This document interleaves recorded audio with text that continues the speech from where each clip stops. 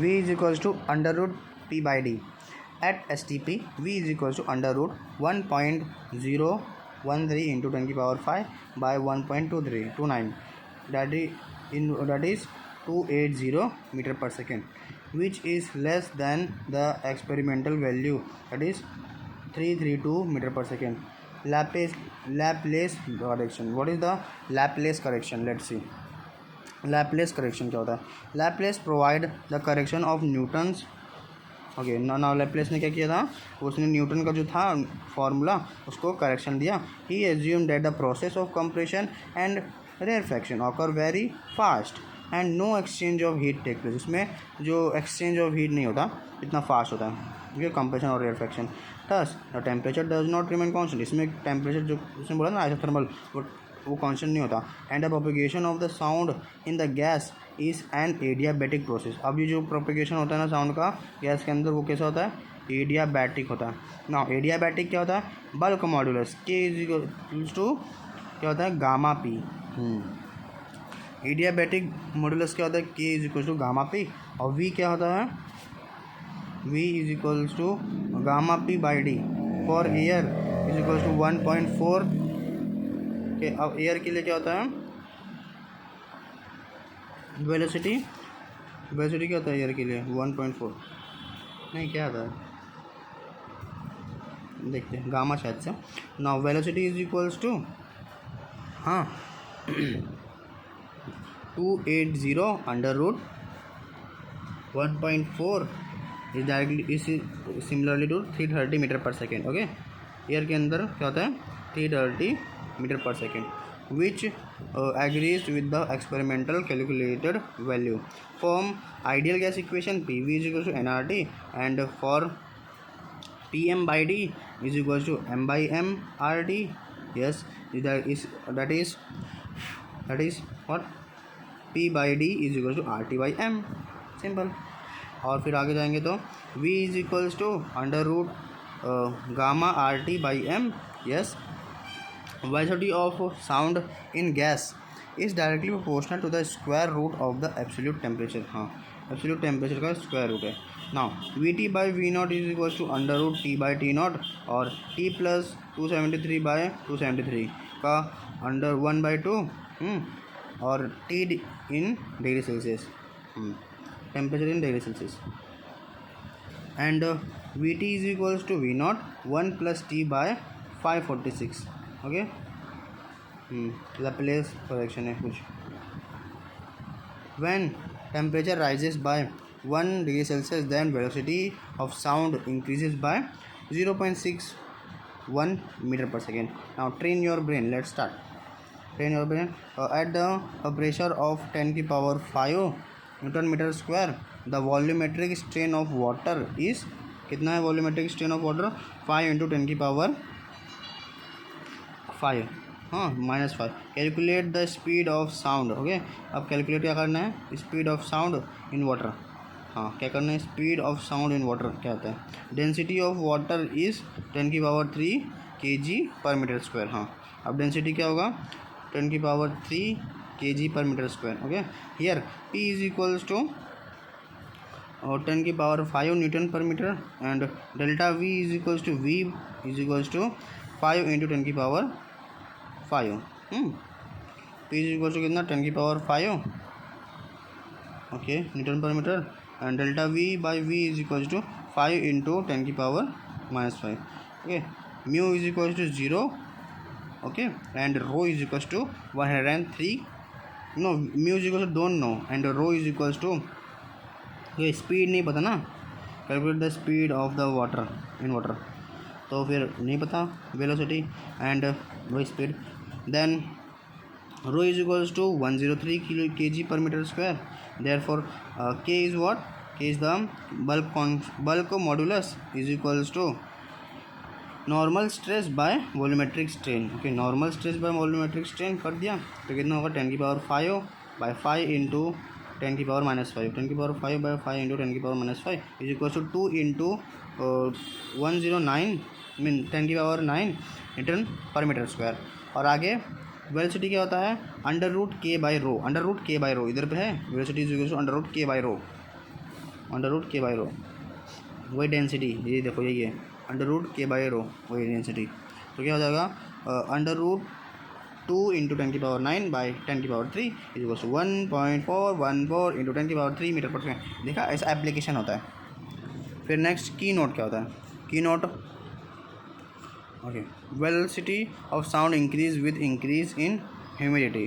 Velocity of sound कैसे increase होगा, increase in humidity. अब sound travel in moist air than in dry air at the same temperature because density of humid air is less than that of dry air. हाँ, तो density होती है of humid air किससे होती है, less than that of dry air.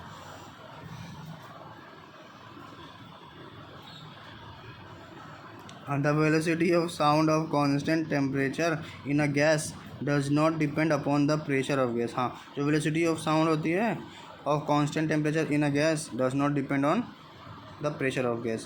Now type of vibration क्या होता है, what is the type of vibration? Okay, एक और बार। So we were at type of vibration. What is the type of vibration? Natural vibration, when a body is set to vibrate and left free to itself, its vibration with a frequency called its natural frequency, and the oscillation of such body are called free oscillation or natural oscillation। Okay, oscillation के बारे में कुछ बोल रहा है। The natural frequency of body depends upon the elastic constant. वो किस पे डिपेंड करता है, इलास्टिक कांस्टेंट पे। इट्स जियोमेट्रिकल शेप और dimensions and mode of vibrations. हाँ, ये सब पे डिपेंड करता है। Constant, elastic constant, geometric shape और फिर mode of vibration, important। now what are the examples of natural vibration? Natural vibration of simple example of natural vibration of simple pendulum is given by। अब simple pendulum के बारे में बोला है, simple pendulum. हाँ, क्या होता है, n इज इक्वल्स टू, हाँ, नेचुरल वाइब्रेशन क्या, n is equals to 1/2π √g/L। Okay okay okay, and 1/2π √g/L, where L is the length of the pendulum and g is the acceleration of the acceleration due to gravity। now forced vibration क्या होता है, if the body is set to vibrate under the action of external periodic force, the body vibrate with a frequency of the external periodic force। such a force frequency is called forced frequency and such oscillation are called forced oscillation। now the amplitude of vibration increase। example, every musical instrument is provided with a hollow sounding box in which air particle vibrates and with force frequency and produce intensity of sound। हाँ, force vibration, hollow जगह छोड़ देते हैं इसमें। और फिर resonance क्या होता है, if the natural frequency of vibrating body is exactly equal to the external force frequency, the body, हाँ, जो बाहर अंदर है वही बाहर की तरह होगा, तो फिर क्या होगा, the body vibrate with a maximum amplitude. फिर बॉडी जो होती है मैक्सिमम एम्पलीट्यूड से वाइब्रेट करती है, और this phenomena is called resonance, और इसी को बोलते हैं resonance. Resonance is only special case of force vibration. Force vibration का केस है रेजोनेंस। now organ pipe क्या होता है, organ pipe, what is the organ pipe? organ pipe is an organ pipe is sound producing element। ये एक sound producing element है of the pipe organ that resonate at a specific pitch when pressurized air, commonly referred to a wind, हाँ, is driven through it। each pipe is tuned to the specific note of the musical scale। Open pipe क्या होता है, if both end of pipe are open and system of air is directed against an edge, standing longitudinal wave can be set up in the tube. The open end is the displacement antinode. हाँ, due to finite momentum air molecule undergo certain displacement in the upward direction. हाँ, upward direction में चले जाता है direction, hence antinode take place just above the open end but not exactly the end of the pipe। okay, antinode के बारे में बताया कुछ। now due to the variation, okay, variation की वजह से of the longitudinal wave take place at open end and hence longitudinal stationary wave are formed in open tube।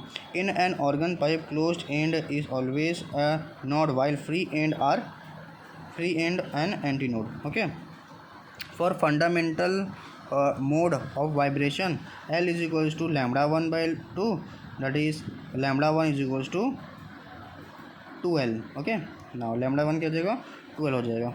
तो इसमें क्या ए दिया है, बी दिया है, सी दिया है। अब देख लेना इसमें lambda by 2 n, lambda by 2, इधर पे भी एन है, इधर पे भी एन है, लैम्डा बाई 2, ये भी लैम्डा बाई 2 है। हाँ, अलग अलग जहाँ पे लैम्डा बाई 2 वेवलेंथ है, ये वेवलेंथ और ये वेवलेंथ, ये पूरा वेवलेंथ है। हाँ, ये सब ओके, देख लेना इसे से। नाउ वी क्या है, V is equals to lambda 1 F1 और V2 V is also equals to 2L by F1। हाँ ओके, 2L बाई F1। अब लैम्डा क्या होता था, 2L होता था ना, तो वही 2L by F1। Frequency, distance into frequency होता है ना, वेलोसिटी क्या होगा, डिस्टेंस इंटू फ्रीक्वेंसी। अब नेक्स्ट, अब फॉर द सेकेंड हार्मोनिक, अब सेकेंड हार्मोनिक और फर्स्ट ओवरटोन या फिर सेकेंड हार्मोनिक के लिए क्या होता है, L is equals to lambda 2, V is equals to lambda 2 F2 और therefore L is equals to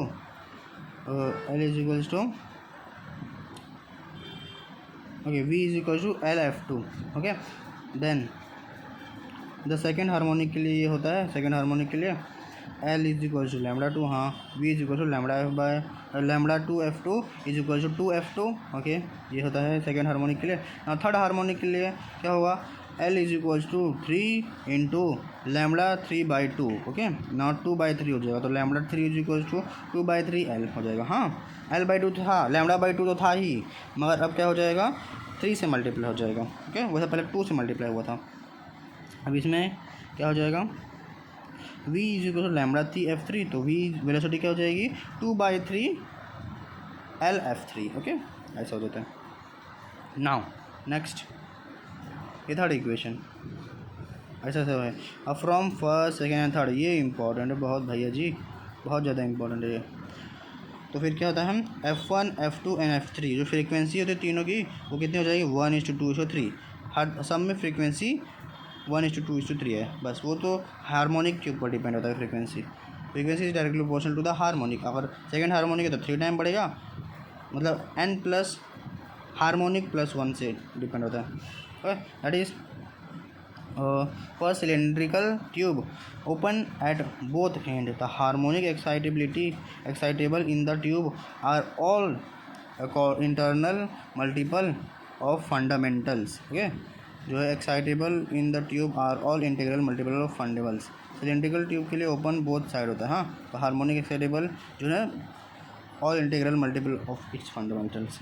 in the general case lambda is equal to 2L by n where n is 1 और 2। Okay, general case में ये होता है 2L होता है और n जो होता है वो नंबर ऑफ हार्मोनिक मीन्स होता है। अगर 2 है तो 3 से, थर्ड हार्मोनिक है तो 3 से, और सेकेंड हार्मोनिक है तो अगर थर्ड हार्मोनिक है तो सेकेंड ओवरटोन होगा, ऐसे से होता है। ओवरटोन हर समय -1 होता है। और फ्रीक्वेंसी क्या हो जाएगी, F इज इक्वल्स टू क्या है, velocity by distance, V by lambda, तो हो जाएगा NV by 2L। Okay, lambda क्या होता है 2L बाई एन होता है ना, तो NV बाई 2L। तो अब वेयर n इज द 1 2 3, ये बहुत इंपॉर्टेंट। हाँ, ये दोनों जो जनरल दे दिया एकदम से जनरल पार्ट दे दिया। ना क्लोज्ड पाइप का था, ऑर्गन पाइप हो गया ओपन पाइप। अब क्लोज्ड पाइप देखते हैं, क्लोज्ड पाइप में क्या, in one and of pipe is closed. Okay, क्या बोल रहा है, हाँ, if one end of the pipe is close reflected wave is 180। अगर वो क्लोज है तो रिफ्लेक्टेड वेव जो है 180 out of the phase with the wave. तब the displacement of the small volume element at the closed end must be always be 0, hence the closed end must be displacement node. Okay, जो close होगा end वहाँ पे क्या होगा, displacement node होगा। हाँ, close में displacement node. Okay, now figure क्या है, represent the fundamental mode of vibration. हाँ, क्या है फंडामेंटल वाइब्रेशन ऑफ मोड, ये है। Okay, next, L is equals to lambda 1/4 and जहाँ पे लैम्डा होता है 4L। हाँ, अब क्लोज में क्या हो जाएगा, लैम्डा बाई 4 हो जाएगा और लैम्डा हो जाएगा, लेंथ क्या हो जाएगा लैम्डा बाई 4 और लैम्डा हो जाएगा 4L। इधर lambda by 4 lambda by 4 lambda by, इधर तो लैम्डा बाई 2 है। ठीक है, देखते हैं, अलग अलग है खेल, अतरंगी इधर सतरंगी है। नेक्स्ट, हाँ अब क्या है, if f1 is the fundamental frequency, if f1 is the fundamental frequency, then the velocity of sound wave is given as v is equals to lambda 1, that is v is equals to 4l f1। Okay, first के लिए first के लिए 4 time बढ़ेगा। Now if figure B represent the third harmonic, अगर वो third में दे रहा है तो क्या फर्स्ट ओवरटोन और फर्स्ट ओवरटोन, थर्ड हार्मोनिक या फिर फर्स्ट ओवरटोन, तो थर्ड हार्मोनिक के लिए क्या होता है, L is equals to 3 into lambda 2 by 4 and therefore lambda 2 is equals to 4/3 L हो जाएगा। हाँ, लैम्डा का हो जाएगा 4/3 एल। तो फिर वेलोसिटी क्या हो जाएगी, lambda 2 f2 is equals to 4/3 L f2। बहुत इंपॉर्टेंट, बहुत ज़्यादा इंपॉर्टेंट है, इम्पोर्टेंट शायद समझ चुका है, बस रटना है। फिगर क्या रिप्रेजेंट करता है, फिफ्थ हार्मोनिक और second overtone. L is equals to 5 into lambda 3/4 और लैम्डा 3 क्या होता है 4/5 L. Okay, now V is equals to lambda 3 f3, V is equals to 4/5 L f3। अब इसके अंदर भी क्या है, किसके लिए, फिफ्थ हार्मोनिक के लिए बोल रहा है या फिर सेकेंड ओवरटोन। हाँ, फिफ्थ हार्मोनिक और सेकेंड टोन के लिए, तो 5 इंटू लैम्डा 3/4 और क्या हो जाएगा, ये हो जाएगा, यार ये गड़बड़ कर दिया, फिर 4 आएगा, फिर 4 आएगा,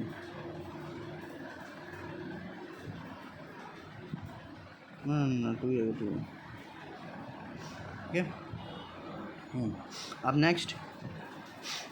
नेक्स्ट क्या आएगा, हाँ, तो L is equal to 5 lambda 3/4, lambda 3 is equals to 4/5 L। अब ये क्या हो जाएगा, velocity is equal to lambda 3 f3, तो फिर v is equal to 4/5 L f3। हाँ, अब फ्रॉम 1 2 3 वी गेट क्या दिखेगा, f1 f2 f3, तो 1:3:5 ऑड आएगा, ऑड नंबर आएगा। ओके, इसके लिए क्लोज्ड के लिए, क्लोज्ड पाइप के लिए। ओके, क्लोज पाइप के लिए क्या ऑड है, in the general case lambda is equal to 4l/2n-1 where n is equal to 0 1 2।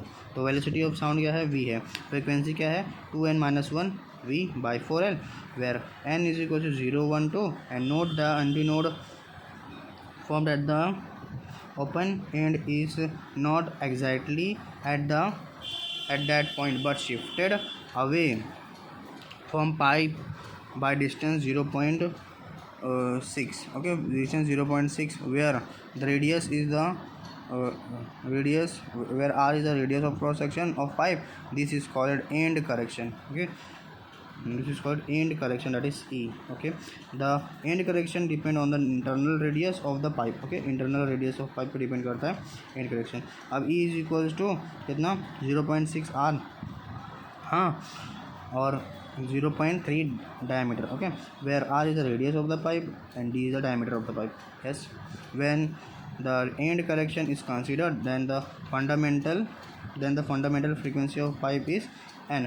अगर एंड करेक्शन को कंसिडर करेगा तो क्या हो जाएगा, v that is velocity, frequency क्या हो जाएगा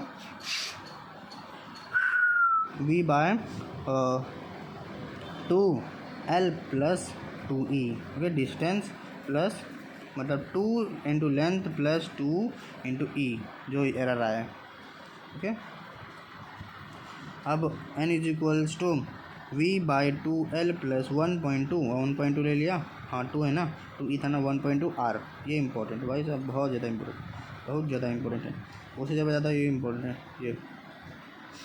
ये भी इंपॉर्टेंट है, करेक्शन, हाँ एंड करेक्शन समझिए ना। Fundamental frequency of closed pipe क्या होता है, fundamental frequency of closed pipe n is equals to v/4 1 + e और n इज इक्वल्स टू कितना होता है,